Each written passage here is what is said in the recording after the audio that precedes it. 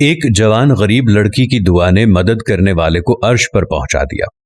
ایک روز جب میں دفتر میں داخل ہوا تو ایک 22 سالہ انتہائی کمزور لڑکی میرا کمرہ صاف کر رہی تھی۔ اس کے کپڑے انتہائی پرانے، کپڑوں کا رنگ گو کہ سفید تھا، لیکن اس پر اتنی گرد پڑی ہوئی تھی کہ وہ مشکل سے سفید نظر آتے تھے۔ میں نے اپنی سیکرٹری سے پوچھا کہ یہ کون ہے؟ جواب ملا کہ ہماری پہلی صفائی کرنے والی آیا بیماری کی وجہ سے کام چھوڑ گئی ہے، یہ لڑکی اس کی جگہ پر آئی ہے۔ دن گزرتے گئے، اس بچی کی آنکھوں کی حیا اور چہرے کی معصومیت ایک پیغام دیتی تھی۔ میں نے کبھی اس سے متعلق پوچھنا مناسب نہیں سمجھا۔ اس بات کو کوئی 6 ماہ گزر گئے تو ایک روز میری سیکرٹری نے مجھ سے کہا کہ اسے 2 چارپائیاں لے دیں، اور پھر اس نے وہ واقعہ سنایا جو اس کے ساتھ گزشتہ رات پیش آیا تھا۔ کہنے لگی کہ روزانہ اس کا شوہر سائیکل پر لینے اسے آتا تھا۔ کل جب وہ کافی دیر تک نہیں آیا تو میں اس کو اس کے گھر چھوڑنے چلی گئی۔ یہ ایک ویرانے میں چھپر سا تھا۔ میں نے اندر داخل ہونا چاہا تو اس نے روکا کہ آپ اندر نہ جائیں۔ میں زبردستی اندر گئی تو یہ دیکھ کر حیران رہ گئی کہ وہاں پر ماں سوا ایک لالٹین کے کچھ بھی نہ تھا۔ اس کے 2 بچے زمین پر لیٹے ہوئے تھے۔ میں نے پوچھا کہ تم اور تمہارا خامد کہاں سوتے ہیں؟ تو اس نے زمین کی ایک جانب اشارہ کر کے بتایا کہ وہاں۔ میں نے پوچھا تمہارے پاس کوئی چارپائی، بستر، رضائی، تکیا، برتن وغیرہ کچھ بھی نہیں؟ تو وہ رو پڑی اور کوئی جواب نہ دیا۔ دوسرے دن اسے 2 چارپائیاں لے کر دے دیں اور کچھ برتن بھی۔ جب میں نے کچھ کپڑوں کے پیسے دیے اور اسے کرائے پر گھر لے دیا تو اس کی حالت دیدنی تھی۔ دراصل میرا پروگرام اس کو ایک گھر لے کر دینے کا تھا۔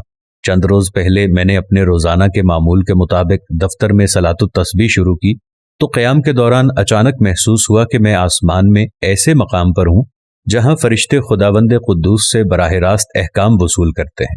چاروں طرف تا حد نظر سفید لباس میں ملبوس فرشتے ہی فرشتے ہیں۔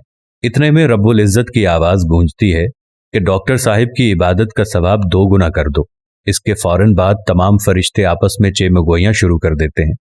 سب فرشتے حیران ہیں کہ اس بچی نے اپنے پالن ہار رب العزت سے کیا مانگ لیا ہے کہ ایک تو رب العزت نے اس بندے کو تمام عمر کی عبادت کے برابر ثواب بخشا ہے، اور ساتھ ہی ایسی نعمتیں عطا کی ہیں جس کا تصور کرنا بھی مشکل ہے۔ میں نے نوافل مکمل کیے، بچی کو بلایا اور اس وقت میں پھوٹ پھوٹ کر رو دیا اور اس سے استدعا کی کہ وہ ایک بار پھر رب العزت سے میرے لیے ویسی ہی دعا مانگے۔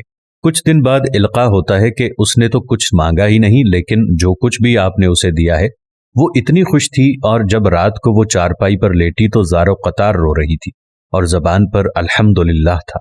رب العزت کو اس کی یہ ادا پسند آئی، اس لیے انعام تو آپ ہی کو ملنا تھا۔ میں نے اگلے روز اس لڑکی کو بلا کر اس کے گھریلو حالات معلوم کیے تو پتہ چلا کہ اس نے انتہائی قسم پرسی کی حالت میں زندگی گزاری ہے۔ وہ بالکل ان پڑھ تھی، لیکن نماز کی پابند تھی۔ گھر میں کبھی سالن بھی نہ ہوتا تو وہ سوکھی روٹی اور مرچوں سے پانی کے ساتھ پیٹ بھر لیتی اور ہر حال میں اللہ رب العزت کا شکر ادا کرتی اور کہتی الحمدللہ، اللہ تیرا لاکھ لاکھ شکر ہے۔ ایسے بھی تو لوگ ہوں گے جن کو یہ سوکھی روٹی بھی میسر نہیں۔ چھوٹی سی عمر میں جب وہ 14 سال کی تھی، ماں باپ نے خالہ زاد کے ساتھ رشتہ طے کر دیا اور شادی ہو گئی۔ شوہر ایک موٹر سائیکل کی دکان پر کام کرتا تھا، کبھی 1500 کما کر لاتا۔